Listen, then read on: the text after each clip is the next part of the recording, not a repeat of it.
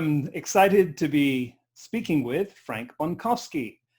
Welcome, Frank. It's the first time I've had a chance to interview you directly, although you've been helping me with interviews in the past. This is great.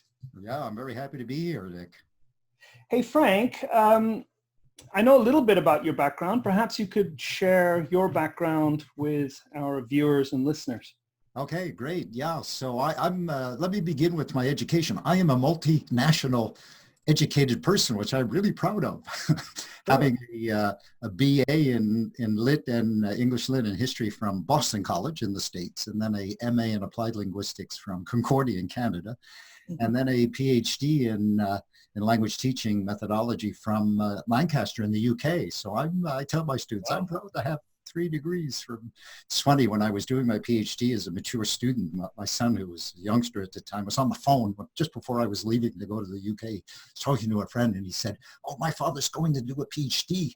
Then he looked at me and he said, "What's a PhD?"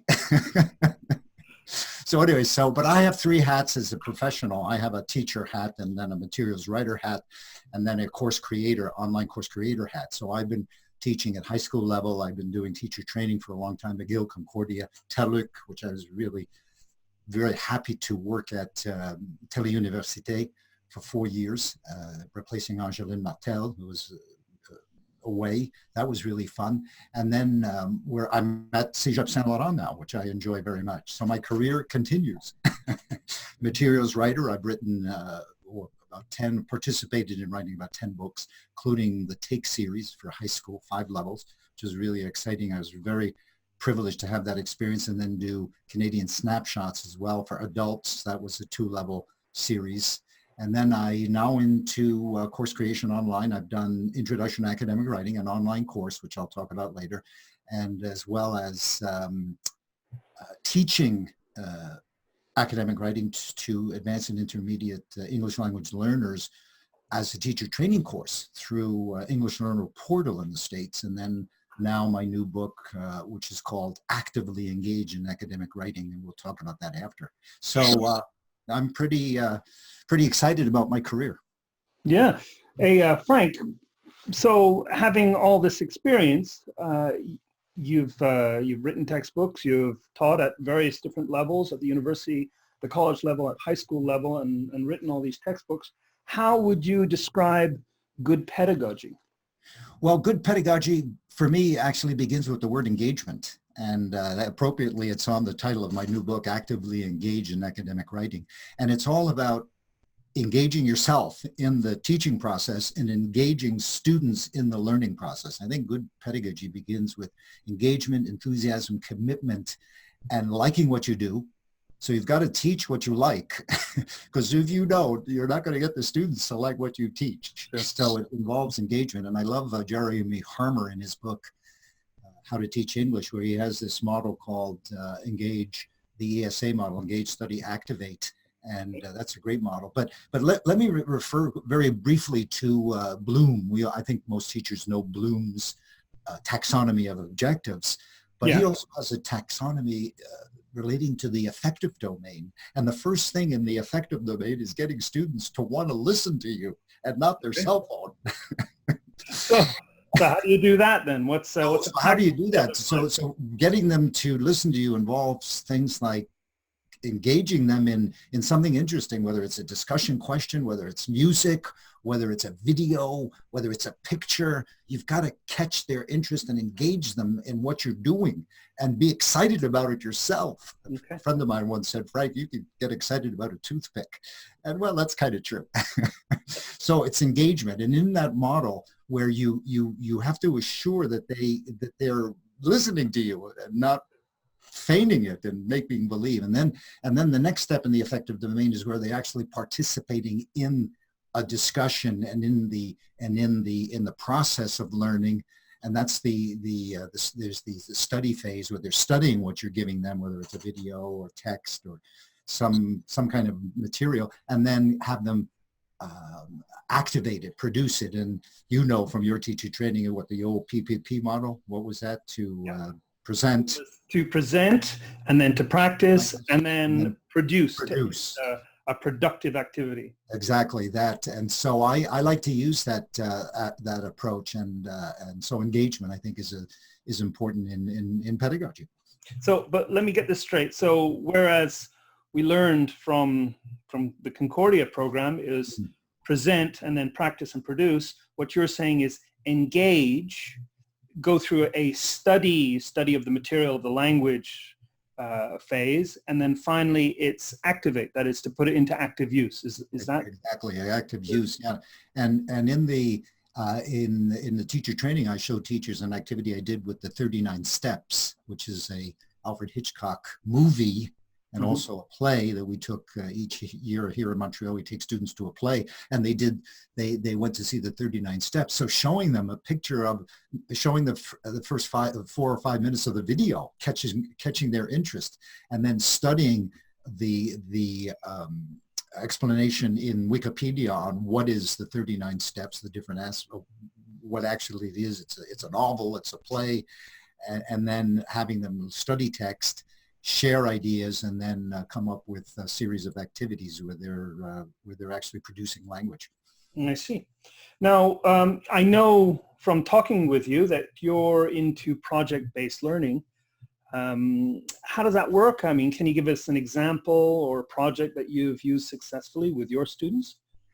Yeah, I love project-based learning, and I've been doing that at the college now for many years, and it's also incorporated into the academic writing online course, and also actively engaged. I have 3 projects that are pretty exciting projects. A film project where students study a film based on a classic novel. It could be something like To Kill a Mockingbird or The Great Gatsby, a project involves them in a series of activities. And I remember when I was doing my high school teaching and preparing exams and preparing activities, communicate activities that link together. Nothing is cut apart. So it's multi-skills. You're doing some listening, you're doing some reading, you're doing some speaking, doing some writing. So I think a project-based approach allows you to combine all the skills. So in the book, I have the film activity. I've incorporated now a songwriting activity that was pretty successful, where students then are producing an actual song based on the AABA model, if I'm not mistaken. So I've been learning a lot from the students who know more about songs than I do. And then finally, I've got a family story project that I've just incorporated. And you would like that because it involves writing narrative based on conversational language. So yes, projects are great tools to get students involved and engaged.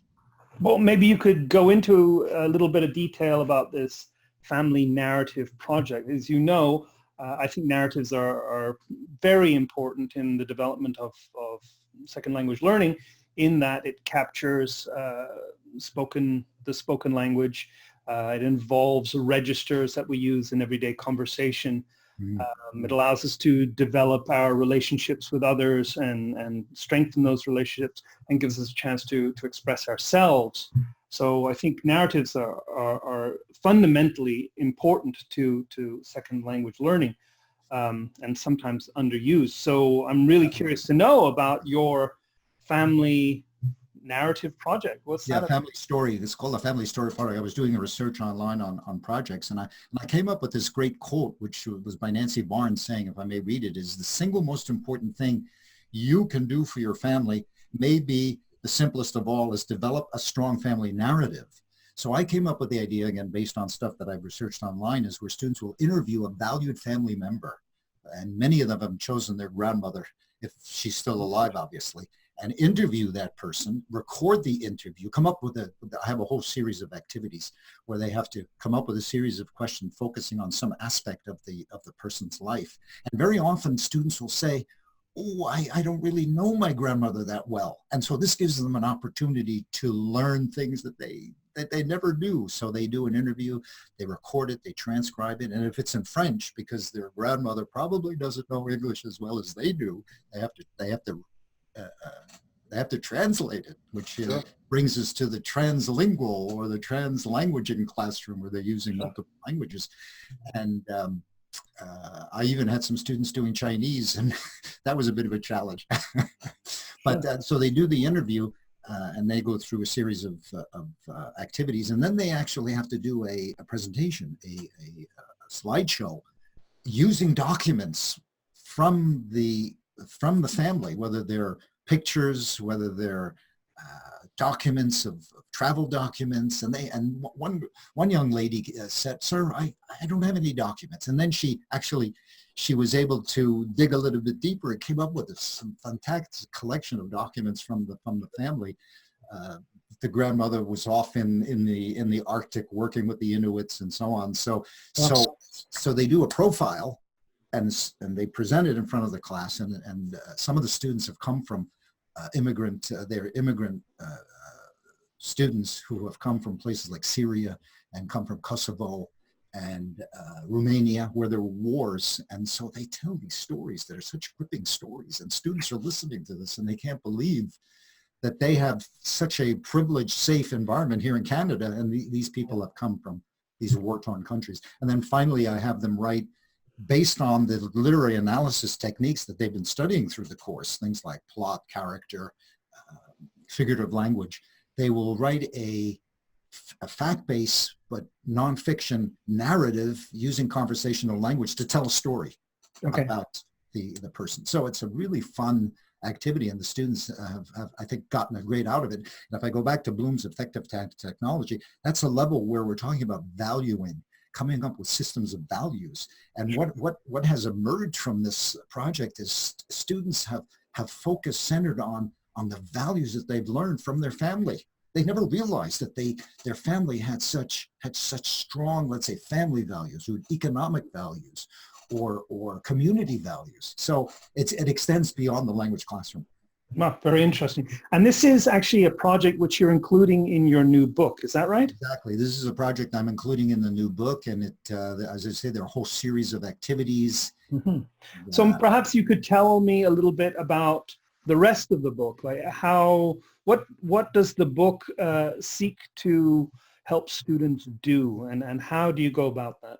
Okay, that's a great question. Let me just share with you my page here and just show very quickly this picture here.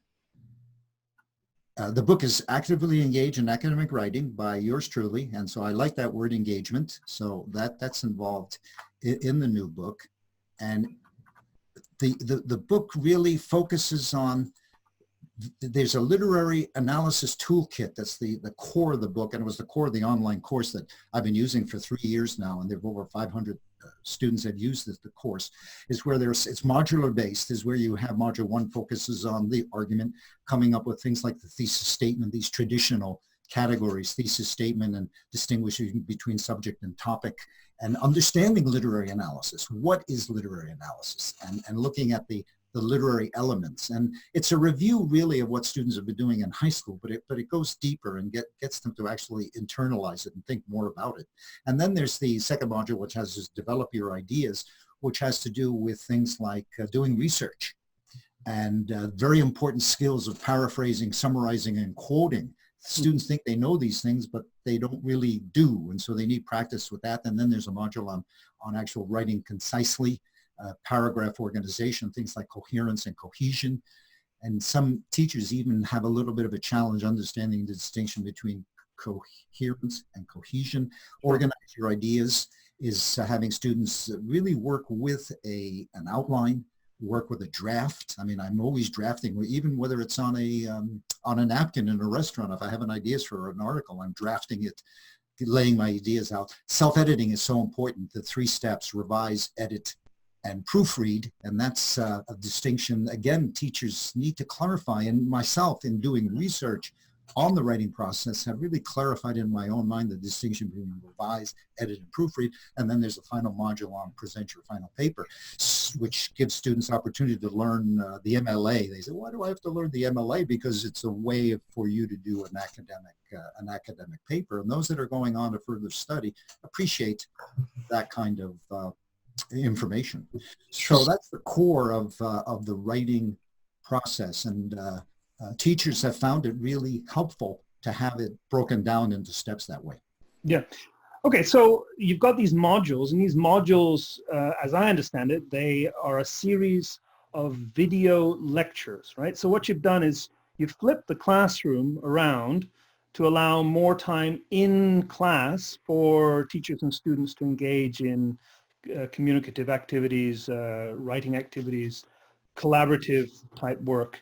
And then if they need review or, to really clarify some of the difficult concepts, they can watch the videos from home. Is that right? Exactly. That's a nice feature of the course where I've taken, I've invested the time and energy into recording all the lectures. So students in the book, they'll have the text of a lecture, an audio visual lecture that I created in combination with Chris Rush, who now is off to class, a great associate at the time. And so, as you say, it's the fifth classroom. And this is, teachers have said this is really good for students who are, let's say, a little bit slower. All 103 students are not equal.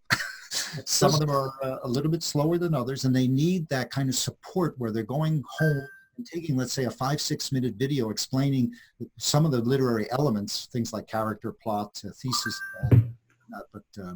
theme, and they can sit, and it's available on their cell phone as well. If they're sitting on the bus, they can put their headphones on and listen to me and get that reinforcement outside the classroom. So I think that's a really innovative feature that not too many textbooks have. They have tons of these practice activities, but here they're getting audiovisual support that brings the material alive. Well, one thing we've noticed at our college is that 103 students, although they may be balanced bilinguals, some are not particularly academic. They have, let's say, access to the language through their families, but it's generally through an oral mode, and they may not be tremendous readers. So any kind of help about academic or academicizing writing and communicating in English can be tremendously helpful to a portion of the students that we have. And I think you're onto something there. Now, you base this book on a successful online course, if I'm right. There's an online writing course. I've been using it at CEGEP ST-Laurent. It's called Introduction to Academic Writing. I call it the AWC, and students can purchase it online, and it's fully online. So it's an internet-based course, again with the audio visual aspect with text as well. And I might mention the audio lectures have slideshows, so it brings to life the material through a slideshow. And what we're doing now, they get to see me talking again out of class. So that was called the Introduction to Academic Writing. I've been over 500 students that use that course. Well, now if 500 have used it, I mean, what reaction have you gotten from students and teachers? Here it says it teaches you. Can you see that? Yeah, it teaches you the core of the English language from grammar to do a complete literature analysis. They like the videos, and I think this is particularly powerful. It's perfect for homework and exams. The videos and the text had all the information I needed to succeed. Well, that's great. That was a great, those are great testimonials from students and actual teachers themselves who have used it. Here they say, can you see that? If you're looking for materials, this breaks down the writing process into steps, manageable modules the students can follow, again, at their own pace. It's self-paced, although we have the classroom instruction, and then you have your online. And then for those newer teachers at the 103 level who have never taught lit and they're a bit insecure and lack confidence, it gave a teacher great confidence needed to teach the 103. And she used it successfully and wants to use it again. Yeah. So another teacher said it was well-designed, interactive, and multimedia rich. So actually now I'm bringing those videos to a web companion on Moodle. So it'll have the audiovisual element, but a new feature is where the students will actually have a book. Okay. Which I think is pretty useful for students. Sure. And when will that be available? Well, I'm hoping to have it available a week before the semester starts on August 21st, 2019. Okay. And if people wanted to have like an advanced look at the videos and perhaps a PDF of a section of the book, how can they contact you? How can they get in touch with you and get a hold of a preview? What do you have? Oh, here we go. So here I have my It's not complicated. Me at my name, they could contact me and they can get a PDF of a part of the book, the introduction, and it's almost ready. I'm just finalizing the PDF, and it'll be about 325 pages, including those projects I mentioned before, a number of stories. There's Edgar Allan Poe that I like, The Black Cat. There's a story by Arthur Conan Doyle, The Red-Headed League, which is a fascinating story, and other stories by there's The Lottery by Shirley Jackson that's included in there. And there's a lot of there are a lot of quizzes, formative quizzes and summative quizzes in the companion. And what's nice about it for teachers, more experienced teachers, for example, we mentioned younger teachers, but more experienced teachers can actually develop their own tools in the Moodle platform. They can They can, so it's customizable, so to speak. Exactly, it's customizable. And I was listening to some of the publishers saying, "Oh, our website is customizable," but I wondered to what extent. Customizable in the sense that if you pay more, you can get maybe more activities. But here, actually, teachers can participate in the course production process. Well, it's great. That means that, you know, when they build a course from your materials, they'll be able to reuse it in the future semesters to come, right? Exactly. So if we come back, and another thing is I love collaborating with teachers. I love sharing, and I've helped teachers in the past to do things, and I'm available. I'm available to support teachers, coach teachers, and help them make the learning experience comfortable. And well, I think it's amazing. And you know me, I think we have to continue the conversation. In fact, this is the point of the Little Rascals series of interviews, is to keep that conversation that we start in Rascals in June and just keep it going throughout the year, because in many cases, we are each other's best source of professional development, right? I agree. If we break down the barriers, though, sometimes there's a little bit of hesitation you don't want to bother a teacher, or you're so busy. I know CEGEP, all teachers are so busy. I mean, it's incredible, and it seems that the load increases each year. But we are there, and we should take the opportunity to talk pedagogy and exchange ideas. Sure. And so, congratulations to you, Nick, for coming up with the Little Rascals idea. Makes sense to me. I'm so happy to be able to, do these interviews with you, and now have a chance to interview you yourself about your new project. Now, I always like to end an interview by asking, how can our listeners and viewers help you move your project forward and help you get it off the ground? What can we do to help you out? Well, as I said here, I mean, the book is coming out soon. It's called Actively Engage in Academic Writing. I love that word, engagement. So teachers can contact me and have a look at the book, and I think it will be helpful for them to support their teaching. And so your question is, how can they help me? Is at least look at the book. If the book isn't available quite right away, to have a look at the PDF. And contact me and ask for ideas, and I'm always ready to share. I think that's another one. I'm passionate about teaching, and I'm also quite passionate about sharing ideas. Great. Well, sounds like you're on the right track with a new book coming out. What better way to share your pedagogy with teachers? Fantastic. Thanks again, Nick, for this opportunity to share my ideas and participate in this project with you. Thanks, Frank. See you later. See you later. Thanks. Bye. Bye now.